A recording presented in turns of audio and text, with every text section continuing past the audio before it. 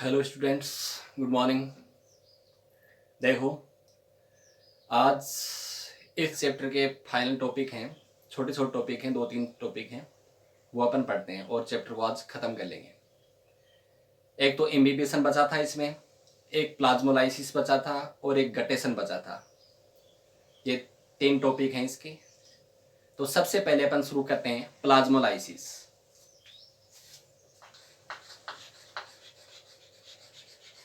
Plasmolysis, देखो plasmolysis क्या होता है। यानी कि कोई भी सेल है, उसका प्रोटोप्लाज्म कॉन्ट्रिक्ट हो जाए, सिकुड़ जाए, तो इस प्रोसेस को अपन क्या बोलते हैं? प्लाज्मोलाइसिस बोलते हैं। यानी कि कोई भी सेल है, उसका प्रोटोप्लाज्म कॉन्ट्रैक्ट हो जाए, मतलब सिकुड़ जाए, तो ये प्रोसेस है, वो क्या होती है? प्लाज्मोलाइसिस होती है।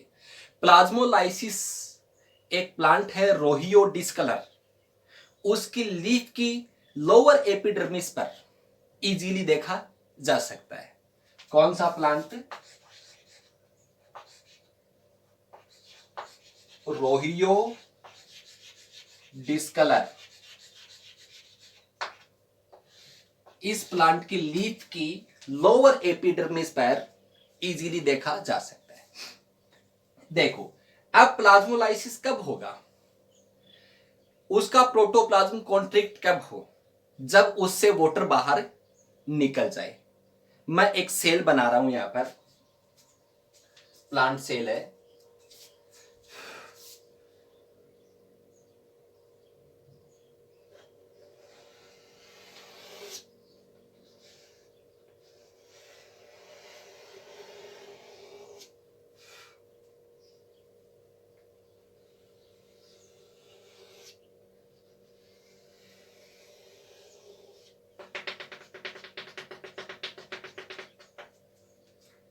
ये इसकी हो गई सेल वॉल और ये हो गई इसकी सेल मेम्ब्रेन। ठीक है, अब इस सेल को मैं कौन से सॉल्यूशन में रख दूं? हाइपरटोनिक सॉल्यूशन में रख दूं। कौन सा? हाइपरटोनिक। तो इस सेल से वाटर बाहर निकलेगा कि नहीं निकलेगा? इस सेल से हाइपरटोनिक सॉल्यूशन कौन सा होगा? ऐसा सॉल्यूशन जिसकी कंसेंट्रेशन है साइटोप्लाज्म की कंसेंट्रेशन से हाई हो। अगर सॉल्यूशन की कंसेंट्रेशन हाई होगी तो हाइपरटोनिक सॉल्यूशन है, उसमें सॉल्वेंट की कंसेंट्रेशन क्या होगी? कम होगी। तो सेल से वाटर क्या हो जाएगा? बाहर निकल आएगा और सेल है वो क्या होने लग जाएगी? कॉन्ट्रैक्ट होने लग जाएगी। आपको पता है बाहर सेल वॉल है, तो सेल वॉल तो हार्ड होती है, सेल वॉल में तो कोई फर्क नहीं पड़ेगा, बट इसका प्रोटोप्लाज्म है वो कॉन्ट्रैक्ट होने लग जाएगा। तो आपको क्या देखने को मिलेगा? ये सेल वॉल,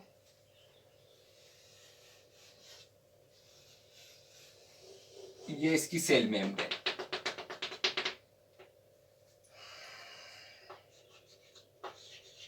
सेल वॉल और ये इसकी हो गई मेम्ब्रेन। ये स्टेज फर्स्ट है, स्टेज फर्स्ट। सेल मेम्ब्रेन सिकुड़ने लग गई तो इसका टीपी क्या हो जाएगा? अब इस कंडीशन में 0 हो जाएगा। ये सेल फ्लैसिड हो गई, बट अपन को तो पढ़ना प्लाज्मोलाइसिस। अब इस सेल को हाइपरटोनिक सॉल्यूशन में ही पड़ा रहने देते हैं, hypertonic solution.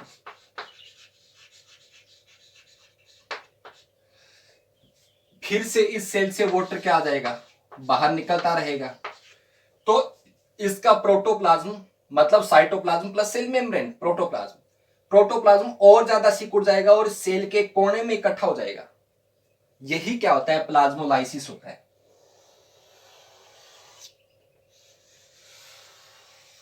Cell wall,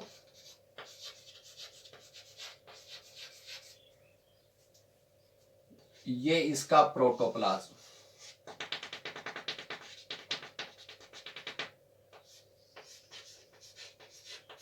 protoplasm plasma, ये स्टेज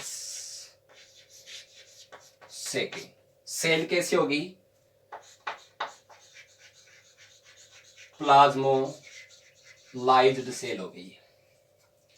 ठीक है, अब यहां पर सेल मेम्ब्रेन और सेल वॉल के बीच में ये स्पेस है। इस स्पेस में सॉल्यूशन भर जाएगा। कौन सा? हाइपरटोनिक सॉल्यूशन भर जाएगा। यहां पर कौन सा सॉल्यूशन फिल हो जाएगा? यहां पर हाइपरटोनिक सॉल्यूशन। समझ में आई बात आपकी? तो ये सेल थी टर्जिड, इसको हाइपरटोनिक सॉल्यूशन में रखा। इस सेल से वाटर कहां गया? बाहर आ गया। सेल कैसी होगी? फ्लेसिड, स्टेज फर्स्ट होगी। इस स्टेज फर्स्ट में टीपी क्या हो जाएगा? 0 हो जाएगा। फिर से हाइपरटोनिक सॉल्यूशन में रखा इस सेल को। इस सेल से और वाटर बाहर आ गया तो प्रोटोप्लाज्म सिकुड़कर सेल के कोने में इकट्ठा हो गया। इस स्टेज को बोलेंगे सेकंड स्टेज, और ये सेल क्या हो जाएगी? प्लाज्मोलाइज्ड सेल हो जाएगी। अब सेल मेम्ब्रेन और सेल वॉल के बीच जो स्पेस बची, उस स्पेस में कौन सा फ्लूइड है वो फिल हो जाएगा? हाइपरटोनिक सॉल्यूशन फिल हो जाएगा यहां पर। और इस कंडीशन में टीपी क्या हो जाएगा? नेगेटिव हो जाएगा, जैसे अपन ऑलरेडी पहले पढ़ चुके हैं। यह हो गया प्लाज्मोलाइसिस। अब यहां पर अपन ने क्या किया है? कौन सा सॉल्यूशन फिल किया? हाइपरटोनिक। अगर इस प्लाज्मोलाइज्ड सेल को मैं कौन से सॉल्यूशन में रख दूं? हाइपोटोनिक सॉल्यूशन में रख दूं। कौन से में? हाइपोटोनिक। तो हाइपोटोनिक सॉल्यूशन में प्लाज्मोलाइज्ड सेल को रखने पर वो फिर से क्या हो जाएगी? टर्जिड हो जाएगी। फिर से क्या हो जाएगी? टर्जिड हो जाएगी। तो ये क्या हो गया? डी प्लाज्मोलाइसिस हो गया। समझ में आई बात आपकी? D plasmolysis. कौन सा सॉल्यूशन? हाइपोटोनिक सॉल्यूशन में। प्लाज्मोलाइसिस कौन से सॉल्यूशन में? हाइपरटोनिक सॉल्यूशन में। तो प्लाज्मोलाइसिस कंप्लीट हो गया अपना। ठीक है, अब अगला टॉपिक अपन पढ़ते हैं इम्बिबिशन। इम्बिबिशन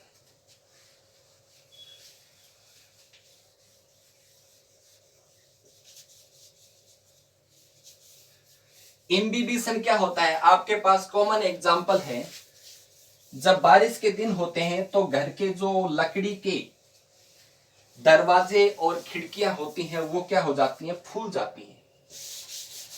बारिश के दिनों में घर की लकड़ियां और दरवाजे हैं वो क्या हो जाते हैं? फूल जाते हैं। ऐसा किस कारण होता है? ऐसा इम्बिबिशन के कारण ही होता है। ठीक, imbibition.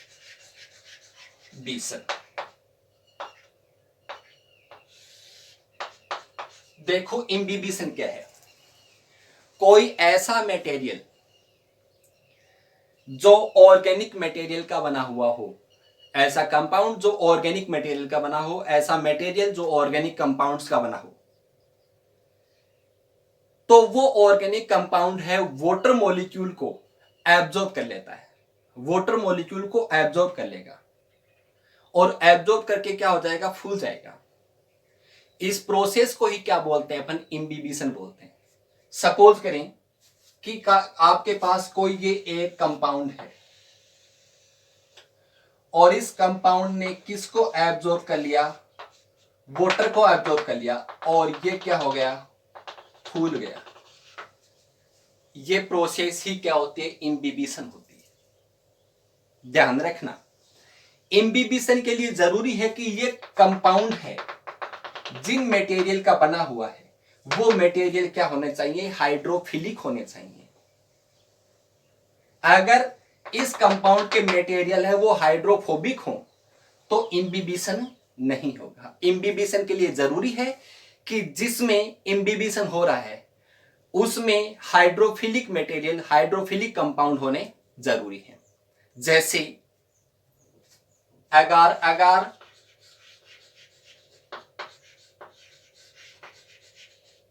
Pectin, protein, starch, cellulose, ये हाइड्रोफिलिक कंपाउंड है, मतलब इसमें इम्बिबिशन हो रहा है, तो ये क्या होने चाहिए, ये मटेरियल है, प्रोडक्ट है, वो इसमें होने चाहिए। कोई भी एक हो, जरूरी नहीं सभी। मेरे कहने का मतलब ये हुआ जिसमें इम्बिबिशन हो रहा है उसमें इन मटेरियल्स का होना जरूरी है, क्योंकि ये सभी क्या है, हाइड्रोफिलिक हैं। अदरवाइज अगर ये हाइड्रोफिलिक नहीं होंगे, इसमें हाइड्रोफोबिक होगा, तो इम्बिबिशन नहीं होगा। अलग अलग प्रोडक्ट, अलग अलग मटेरियल, अलग अलग जो कंपाउंड होता है उसकी इम्बिबिशन कैपेसिटी होती है वो अलग अलग होती है। अपन इनमें देखें कि सबसे ज्यादा इम्बिबिशन कैपेसिटी किसकी होती है, अगार अगार की होती है। अगार अगार इतना वाटर एब्जॉर्ब कर सकता है कि अपन कैलकुलेट करें तो अगार अगार का सपोज करो ये आपके पास 1 किलोग्राम अगार अगार है। कितना किलोग्राम, 1 किलोग्राम अगार अगार आपके पास, तो ये कितना वाटर एब्जॉर्ब कर सकता है, सोचिए जरा कितना कर सकता है, अपने वेट का 90 गुना, यानी कि 90 लीटर वाटर एब्जॉर्ब कर सकता है। सबसे ज्यादा इम्बिबिशन कैपेसिटी किसकी होगी, अगार अगार की होगी, उसके बाद पेक्टिन की होगी, उसके बाद प्रोटीन की होगी, उसके बाद स्टार्च की होगी, उसके बाद सेल्यूलोज की। तो सेल्यूलोज की इम्बिबिशन कैपेसिटी सबसे कम होगी। तो मैं सीक्वेंस बना दूं, इसका ऑर्डर बना दूं, ये इसका ऑर्डर हो गया इम्बिबिशन कैपेसिटी का। सबसे ज्यादा अगार अगार और सबसे कम किसकी, सेल्यूलोज की। ठीक है, अब इम्बिबिशन मतलब वाटर एब्जॉर्प्शन हो रहा है और वाटर एब्जॉर्प्शन के कारण एक प्रेशर लगेगा जिसको अपन बोलेंगे इम्बिबिशन प्रेशर, आईपी। आईपी के कारण ही ये कंपाउंड है वो अपनी शेप है वो इंक्रीज कर लेता है, साइज है वो इंक्रीज कर लेता है, शेप में चेंजमेंट कर लेता है। एनी डाउट, इसका कॉमन एग्जांपल बताया मैंने आपको, जैसे बारिश के दिनों में घर के जो खिड़की है, दरवाजे हैं, वो क्या हो जाते हैं, टाइट हो जाते हैं। ऐसा क्यों होता है, क्योंकि जो दरवाजे खिड़की हैं वो लकड़ी के बने हुए हैं और लकड़ी है वो क्या है, उसमें सेलुलोज है, पेक्टिन है, और वो वाटर को क्या कर लेते हैं, एब्जॉर्ब कर लेते हैं। एब्जॉर्ब करने से उसकी जो साइज होती है, शेप होती है, वो क्या हो जाती है, इंक्रीज हो जाती है। इसके कारण वो क्या हो जाते हैं, टाइट हो जाते हैं। ठीक है, अब देखो सिग्निफिकेंस ऑफ इम्बिबिशन या फिर इंपॉर्टेंस ऑफ इम्बिबिशन। इम्बिबिशन का इंपॉर्टेंस क्या है, पुराना जमाना होता था उसमें चट्टान थी, रॉक थी, पहाड़ थे, पत्थर हैं, इनको तोड़ने की कोई दूसरी और टेक्निक नहीं थी। तो लोग क्या करते थे, जो चट्टान है उनमें लकड़ी के टुकड़े, लकड़ी के गुटके फंसा देते थे और उनमें पानी डालते थे।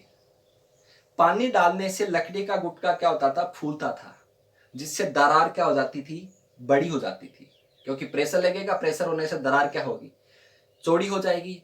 इस प्रकार पुराने टाइम में लोग इम्बिबिशन का यूज करके चट्टानों को तोड़ने का यूज करते थे, एक चट्टान से दूसरी चट्टान को खिसकाने में यूज करते थे, पत्थरों को तोड़ने में इसका यूज करते थे। दूसरी बात कि सीड को अपन ने कहां डाला, सोइल में डाला।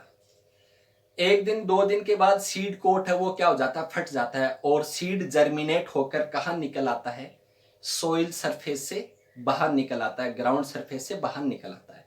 ऐसा क्यों होता है, क्योंकि सीड को अपन सोइल में डालते हैं तो सीड किसको एब्जॉर्ब करता है, वाटर को एब्जॉर्ब करेगा, क्योंकि सीड में वो कंपोनेंट है, सीड कोट में कंपोनेंट है, सेलुलोज है, हेमी सेलुलोज है, पेक्टिन है, ये वाटर को एब्जॉर्ब करेंगे और प्रेशर क्रिएट होगा, इम्बिबिशन प्रेशर, आईपी। उसके कारण सीड कोट क्या हो जाता है, फट जाता है। ठीक है, फिर देखो प्लांट वाटर एब्जॉर्ब करते हैं, तो वाटर एब्जॉर्प्शन सबसे पहले कौन करता है, रूट हेयर करता है। तो रूट हेयर में जो सबसे पहले वाटर आएगा ना, वो किस मेथड से आएगा, इम्बिबिशन से ही आएगा। उसके बाद तो डिफ्यूजन हो जाएगा, ऑस्मोसिस हो जाएगा। तो वाटर एब्जॉर्प्शन का जो इनिशिएशन होता है वो किसके कारण होता है, इम्बिबिशन के कारण ही होता है। क्लियर चीजें, ये हुआ इम्बिबिशन। इसके बाद अगला टॉपिक है गटेशन।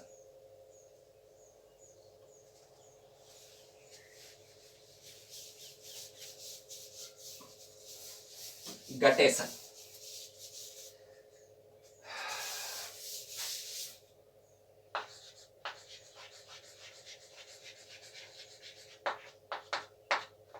देखो गटेशन क्या है, अपन देखते हैं कुछ प्लांट्स हैं, उनकी लीफ है, लीफ के एज पार्ट पर, किनारों पर अपन को सुबह सुबह वाटर की ड्रॉप चिपकी हुई दिखती है।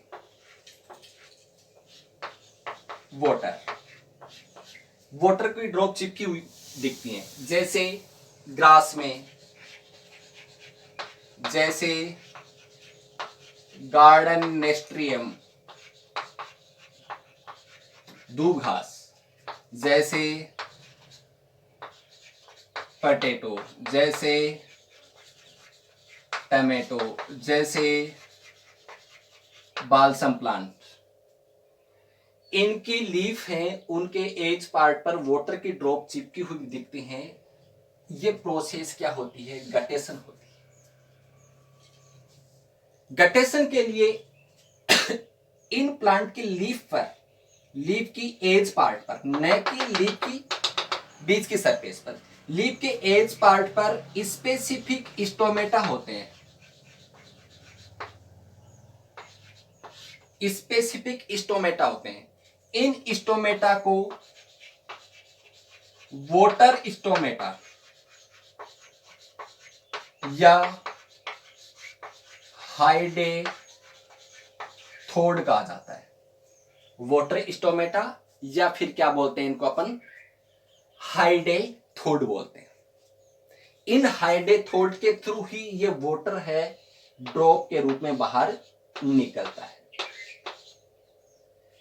अब देखो ये स्टोमेटा हैं, वाटर स्टोमेटा हैं, वो चारों ओर से एक लूज टिश्यू से, चारों ओर से एक लूज टिश्यू से सराउंडेड होते हैं। कौन? हाइडेथोड। हाइडेथोड के चारों ओर पेरेन्काइमस या लूज टिश्यू प्रेजेंट होता है। इस लूज टिश्यू को, इस पेरेन्काइमस टिश्यू है उसको बोलते हैं अपन एपिथेम। क्या बोलते हैं इसको अपन? एपिथेम बोलते हैं। ठीक है, अब आप सोचोगे कि गटेशन हुआ क्यों? सपोज करो कोई प्लांट था और इसकी वाटर से, वाटर है वो in form of water vapour बाहर निकल रहा है, मतलब ट्रांसपीरेशन हो रहा है। तो ट्रांसपीरेशन होता है तो प्लांट के एरियल पार्ट में वाटर की डेफिशिएंसी हो जाती है, वाटर बहुत कम हो जाता है, तो गटेशन नहीं होता, water in form of drop बाहर नहीं निकलता। ठीक है, तो गटेशन उस कंडीशन में होता है कि प्लांट में ट्रांसपीरेशन तो क्या हो, कम हो, और वाटर एब्जॉर्प्शन क्या हो, ज्यादा हो। वाटर एब्जॉर्प्शन ज्यादा होने से और ट्रांसपीरेशन कम होने से रूट है वो प्रेशर क्रिएट करती है।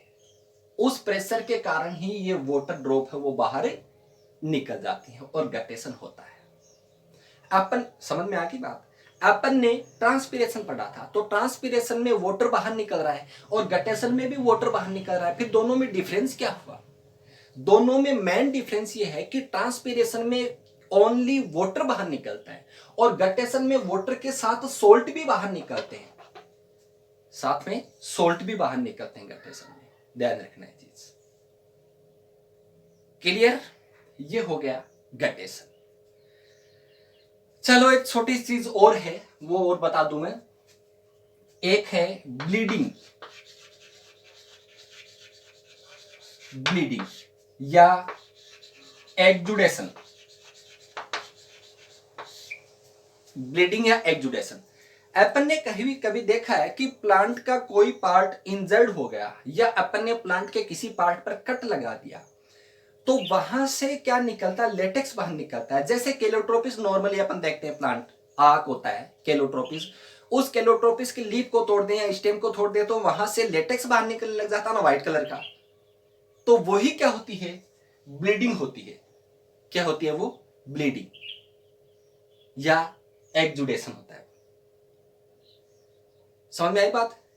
तो जिन प्लांट से लेटेक्स अपन ऑब्टेन करते हैं तो लेटेक्स ऑब्टेन करने की जो मेथड होती है ना, वो ब्लीडिंग ही होती है, एक्जुडेशन ही होती है। और ये एक्जुडेशन या ब्लीडिंग होती है वो भी रूट प्रेशर के कारण होती है। जैसे मान लो अपन, एक साउथ इंडिया में ट्रेडिशनल ड्रिंक होता है जिसका नाम है टोडी। टोडी, ये टोडी एक प्लांट के लेटेक्स से बनाया जाता है जिसका नाम है पाम प्लांट। इस पाम प्लांट पर चीरा लगा देते हैं और चीरा लगाने से इसका लेटेक्स मिलता है अपन को। और उस लेटेक्स का क्या करवा दिया जाता है, फर्मेंटेशन करवा दिया जाता है। और उसके फर्मेंटेशन से कौन सी ड्रिंक तैयार करते हैं, टोडी तैयार करते हैं। एक कॉमन एग्जांपल और है रबड़। रबर अपन के काम में आता है, तो रबर है वो भी लेटेक्स से ही बनता है। हीविया ब्रेसिलेंसिस प्लांट है, हीविया ब्रेसिलेंसिस। उस हीविया ब्रेसिलेंसिस प्लांट पर चीरा लगा दिया जाएगा और वहां से ब्लीडिंग होगी, मतलब लेटेक्स निकलेगा। और उस लेटेक्स से क्या कर लिया जाता है, रबर तैयार कर लिया जाता है। ठीक है, ऐसे ही अफीम होती है। पॉपी प्लांट के लेटेक्स से क्या बनाई जाती है, अफीम तैयार की जाती है। तो स्टूडेंट्स, प्लाज्मोलाइसिस हो गया, गटेशन हो गया, इम्बिबिशन हो गया और एक्जुडेशन या फिर ब्लीडिंग टॉपिक हो गया। ये इस चैप्टर के छोटे छोटे टॉपिक थे जो आज कंप्लीट हो गए हैं। ये चैप्टर कंप्लीट हो गया अपना। अब अपन नेक्स्ट जो चैप्टर पढ़ेंगे प्लांट फिजियोलॉजी में, 2 चैप्टर बचे हैं प्लांट फिजियोलॉजी के सिर्फ। एक तो मिनरल वाटर, मिनरल्स, और एक चैप्टर बचा है प्लांट ग्रोथ एंड डेवलपमेंट। ये 2 चैप्टर हैं, ज़्यादा बड़े नहीं हैं, छोटे ही चैप्टर हैं। तो 3-3 लेक्चर में, लगभग 3-3, 4-4 लेक्चर में मान लो, मैक्सिमम 4 लेक्चर मान लो, तो कंप्लीट हो जाएंगे। जून 1 से अपन दूसरी यूनिट शुरू करेंगे, मई लास्ट तक ये खत्म हो जाएंगे दोनों चैप्टर। ओके स्टूडेंट्स, इनके क्वेश्चंस हैं वो किया करो। और अगर किसी क्वेश्चन में कोई प्रॉब्लम आती है आपको, तो आप सेंड कर दिया करो कमेंट में, फिर मैं सोल्व करके आपको बता दूंगा। ठीक है, थैंक यू। नेक्स्ट कल नया चैप्टर अपन शुरू करेंगे।